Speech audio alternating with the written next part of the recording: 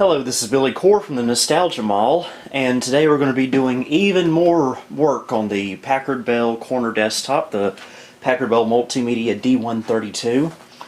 And this is going to be in the form of a drive upgrade. Currently, this has a 6 GB Western Digital hard drive that I pulled out of my iMac G3. And it works pretty well in this system. I've got it running Windows 95, of course. But I kind of want to go to something a little bit more solid state, and this computer has run CF cards in the past, which is great, but I kind of want to go a different direction with this. About a month or so ago we did a video where I attempted to put a SD card adapter into a computer, and it wound up working in the end, but I'm wanting to do this now with the corner Packard Bell, and here's our adapter right here. This is the one that came out of my Pentium 2 build in my bedroom. This is the one we saw in video the other week.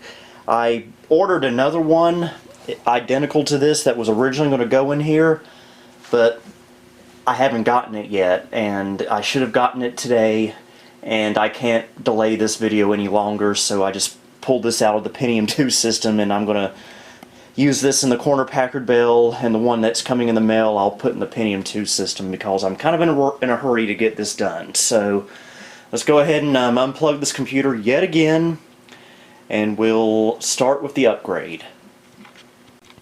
Also, how do you like my new custom-made Packard Bell mousepad? Pretty cool, huh? I almost forgot I had this halfway unplugged and remembered that I wanted to do a quick little on-camera benchmark to compare the speed of the hard drive to the SD card. So right now we're still running on the hard drive, and I'm going to use my phone as a stopwatch, and we'll see how fast it boots up with the regular hard drive, and then once we've got the SD card installed and ready to go, we'll time it. So let's go ahead and power it on, and I'll start the watch once it gets to the starting Windows 95 prompt. And wow, we're badly out of focus. It takes a little while for the post to get through. Okay, we're started.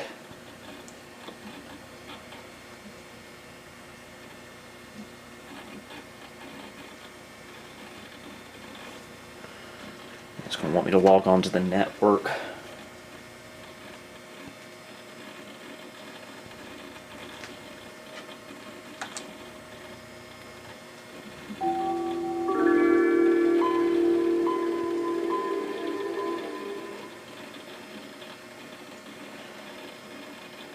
Okay, 31 seconds.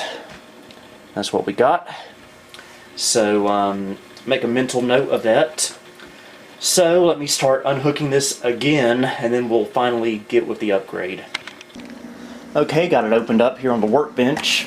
The hard drive is sitting right here. I'm going to leave it as is right now. In fact, I'm not really going to put a permanent mount in here yet for the adapter, because we're going to use this hard drive to copy the current Windows installation over to the SD card, so I don't have to reinstall everything. And to do that, I'm going to borrow the IDE cable off the CD-ROM drive and connect it to the adapter, and of course the cable's not keyed, which may wind up being kind of annoying.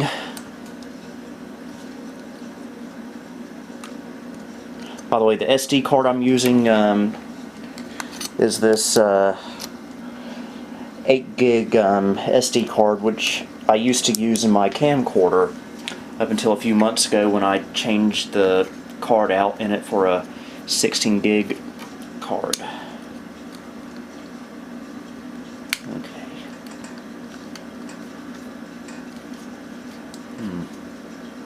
Might have a lopsided pin.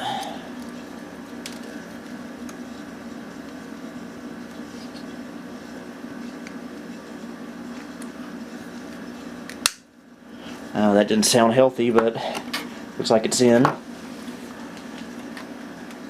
Let's find a free Molex cable. This adapter allows you to use either the floppy style or the regular. We're going to use the regular because there's not an extra floppy style power adapter in this. Okay, that's pretty much all we need for now. We'll just let it hang there for now. So let me hook this up to the test bench and we can get started with the clone process, assuming that this actually works. Okay, I got it hooked up. Now there's several different processes you can use to clone a Windows install on an old computer. My preferred method is just having both drives hooked up at once and boot from my Acronis OS selector floppy disk, which has a quick and easy partition cloning feature that I really like using. You know, I really can't talk today, it seems like. I'll go ahead and stick the disk in. And we'll move over to the screen. Okay, let's power it up. Moment of truth.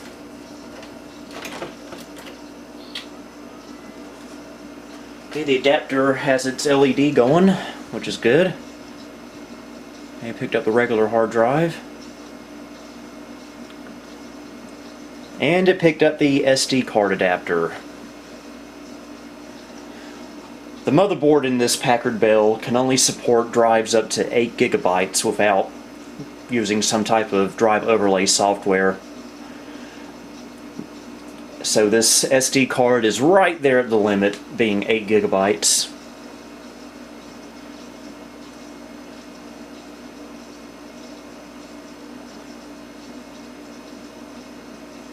Looks like it's going to take its time again.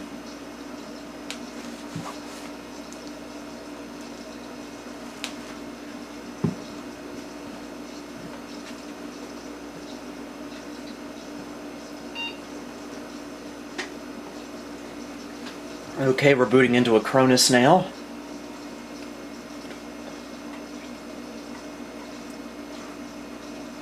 Acronis OS selector is good for more things than just dual booting. And this is proof. Okay, we can just skip through all this. And we want to go to Run Disk Administrator.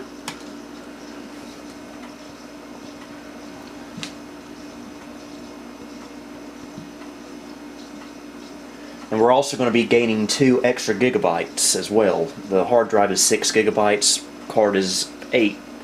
So we're getting a little storage boost as well.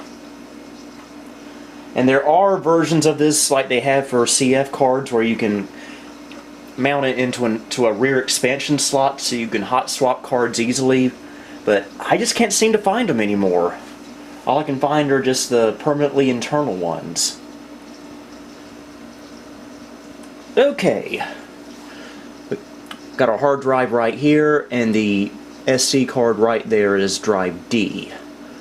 Now, just to make things easier, I just want to look at one disk at a time.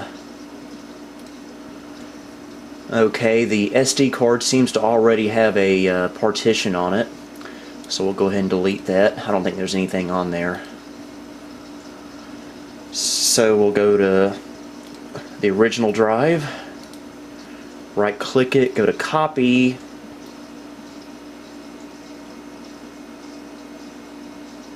Just gotta think about it for a second.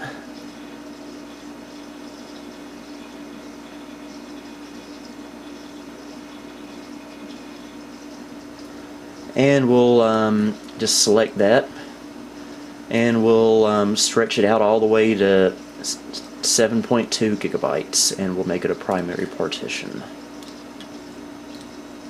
And we'll set it active. And we'll tell it OK. Point of no return here. You have operations pending. Do you want to commit them all before exit? Yes. Okay, and this will probably take maybe 10 minutes, if not longer, so I'll pause the video here and we'll catch it on the other side. Okay, looks like we're just about done. It took maybe 15 minutes, I want to say. Okay, it's booting back into Acronis, so let me pause the video again and we'll head back over to the computer and start putting things where they need to be. Okay, let's plug our CD-ROM back in. I believe it goes like this. I still don't have mounting brackets for the CD-ROM, so it's all loose and floppy. Okay. Now to unplug the hard drive.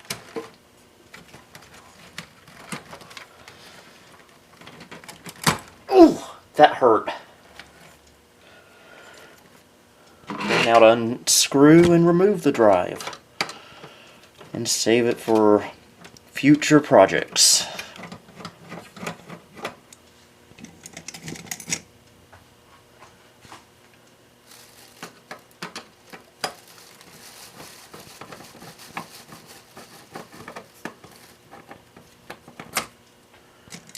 Okay. Right, there it is. Like I said, it came out of the iMac G3, which explains the Apple logo. Set that aside. Take the hard drive IDE and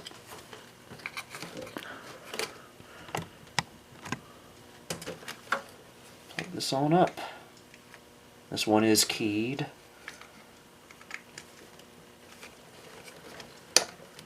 Alright. I've got to find a good place to put it so it doesn't short out.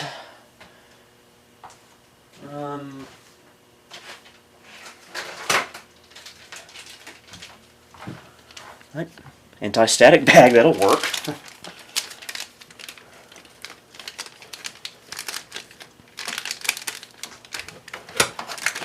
Put it into the CD-ROM, which in turn may give the CD-ROM a little bit more support.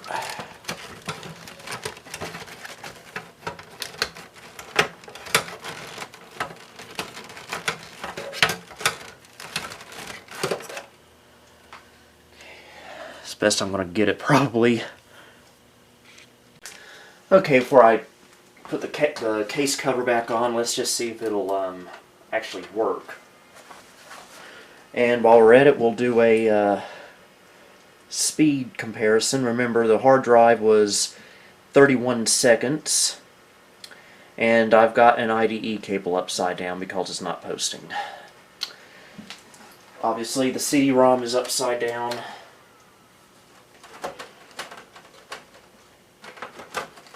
This is the downside about having IDE cables that aren't keyed. You'll freak out if you get it wrong. Okay, take two. Alright, got a signal. Okay, picked up the adapter. Remember, the hard drive came in at 31 seconds.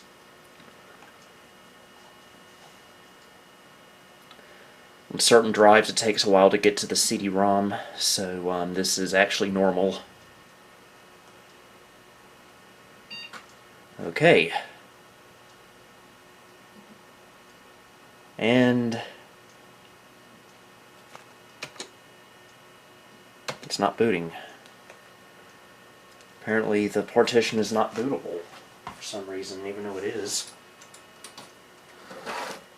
Why is it every time I think something is going perfectly well, it always blows up? Seriously. Well, I get to do my favorite thing in the whole wide world. Troubleshoot! Okay, I'm booted from a Windows 95 boot disk. Just want to see if yeah, everything's there on the drive. Looks just fine. It's just not wanting to boot from it for some reason. So let's just do a sys command here. Hope I had those drive letters in the right order. Okay, system transferred. Let's see if we get any luck.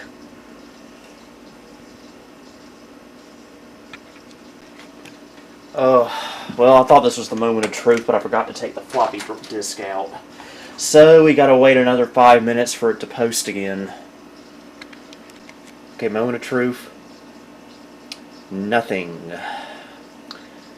We have made no progress at all. I really don't want to have to reformat and start from scratch, but that may be where we'll have to go. Usually this works. I don't know why it's refusing to boot from the SD card. So I'm starting to lose ideas here. So I guess I'll have to do some troubleshooting off camera, because this may take all day.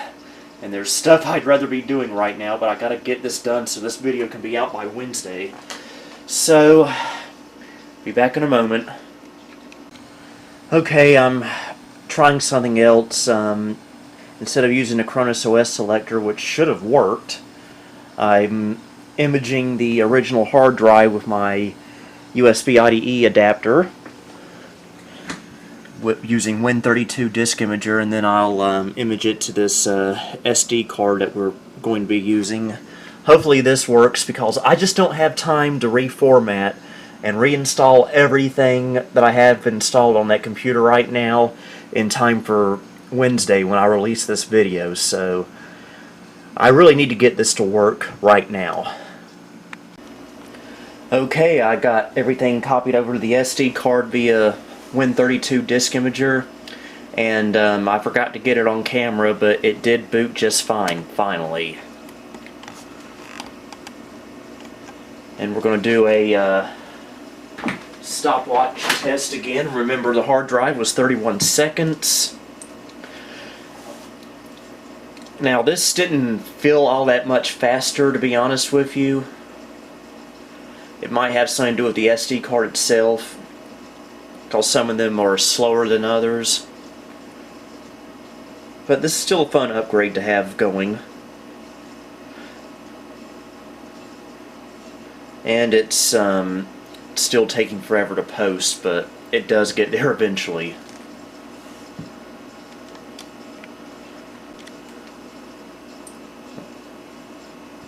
Okay, started the timer.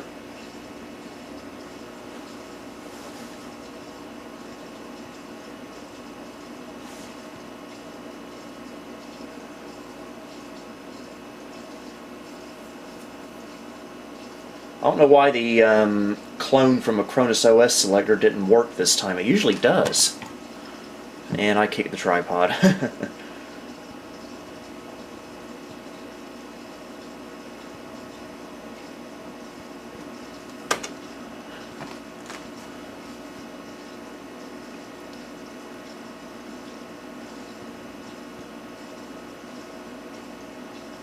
Okay, 44 seconds this time. That we actually received a downgrade in speed. The hard drive was actually faster somehow, so if I had to take a guess at what's going on here, the SD card I'm using, it is kind of an older one, so it's probably not all that fast. So, yeah. We did get a downgrade in speed. It's still at 6 gigabytes because I need to expand it. So yeah, I may have to look into getting a better SD card for this. But the good news is that we have a little bit more reliability compared to the hard drive, so yeah, finally this upgrade was a success, I have to say. Just wish we could have gotten a little bit more speed out of it, but we actually lost speed. So, until next time, this is Billy Core, signing off. Thank you for visiting the Nostalgia Mall. If you liked what you saw, please like, subscribe, and follow me on Facebook, Twitter, and Instagram. You can also support me on Patreon if you would like. The link to all of these are down below. Until next time, this is Billy Core, signing off.